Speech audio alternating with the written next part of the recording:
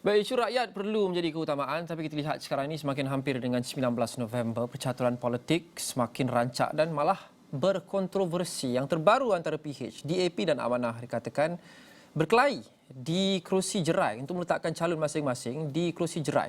Abdul Hadi Cik Awang, wartawan kami di sana, ada perkembangan terkini. Adi, apa cerita di jerai ini, pertelingkahan dan perkelahian antara DAP dan Amanah?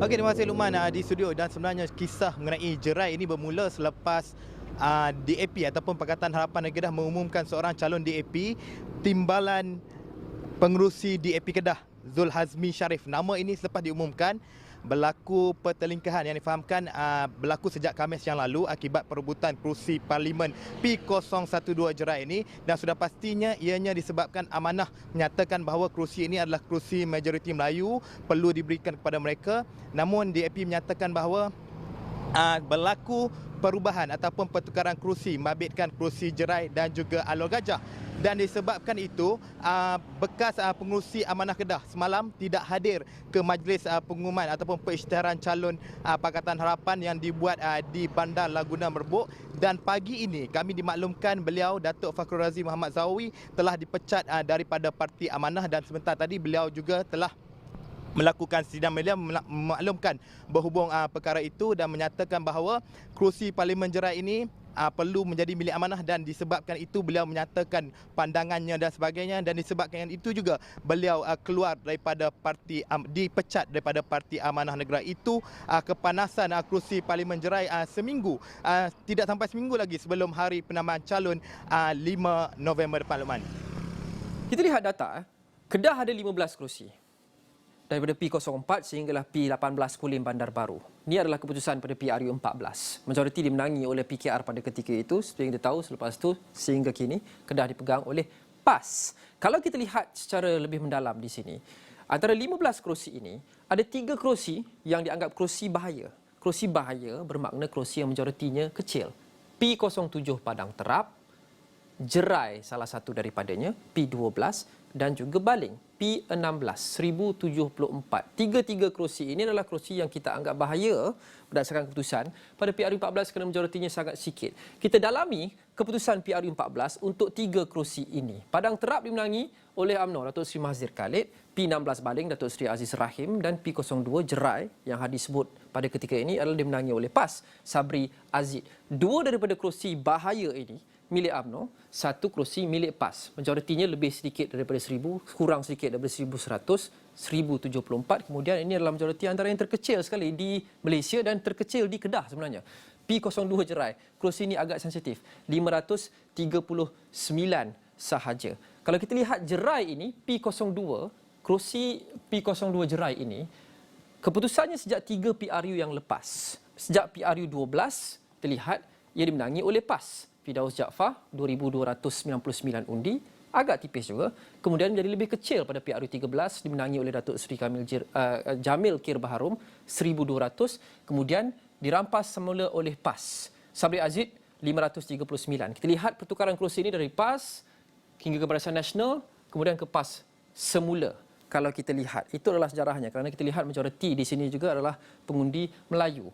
Sekarang ini pertelingkahan adalah antara DAP dan juga di Amanah. Kalau kita lihat di Kedah, pada PRU 14, ini adalah kerusi yang setiap parti atau gabungan letak berbanding berapa banyak yang mereka menang. Barisan Nasional sebagai contoh, bertanding di 15, hanya menang di 2 dalam semua kerusi 15 ini. DAP tidak ada dalam senarai ini. PKR bersatu, Amanah, PAS, PRM, seorang calon bebas. Tadi, PRU 14, DAP tidak meletakkan walau 1 kerusi pun di Kedah ini. Dan ini sebenarnya agak mengejutkan dan ini menjadi sumber perkelahian antara DAP dan Amanah. Kita lihat ini mungkin adalah pertelingkahan kedua dalam Pakatan Harapan. Sebelum ini dibentung antara DAP dengan DAP, kemudian DAP dengan Amanah. Apa kata calon yang sedikit terkilan dengan ini, Datuk Fakhrul Razi, bekas pengerusi Amanah Kedah? Ini kata beliau. Pihak PAS dan pihak UMNO yang menjadi saingan kepada PH, UMNO mewakili Barisan Nasional, PAS mewakili Perikatan Nasional, menunggu-nunggu untuk menggunakan isu ini, isu DAP. kita apabila kita buat keputusan bahawa beri DAP pada DAP Jerai, seolah-olah kita memberi satu bola tanggung kepada mereka. Mereka cukup gembira sekarang sebenarnya. Mereka tidak payah bersusah payah lagi, kerana isu ini akan dijadikan modal yang sangat berkesan untuk PAS dan juga untuk UMNO dalam menyatakan bahawa amanah dan juga PKR sebenarnya mereka ini tidak dapat menjaga kepentingan Melayu. Ini sesuatu yang sangat sensitif kepada pengundi-pengundi di negeri Kedah. Dan ini kata Anthony Loke. Seperti yang telah pun dinyatakan, kita ada swap dengan Amanah. Parlimen Jerai ini kita ada rundingan dengan pihak Amanah, di mana pihak Amanah kita serahkan Parlimen Arung Gajah kepada Parti Amanah. Dan kita menerima kerusi Parlimen Jerai sebagai satu keputusan ataupun satu keadaan di mana kita ada semangat rundingan ini. Okey Hadi, kita sudah lihat data, kita sudah dengar daripada ahli-ahli politik. Farul Razi sebagai contoh kata ini tidak sensitif pada pengundi di Jerai. Hadi berada di lapangan. Apa sentimen pengundi Jerai susulan perkembangan terbaru ini? Apa kata mereka?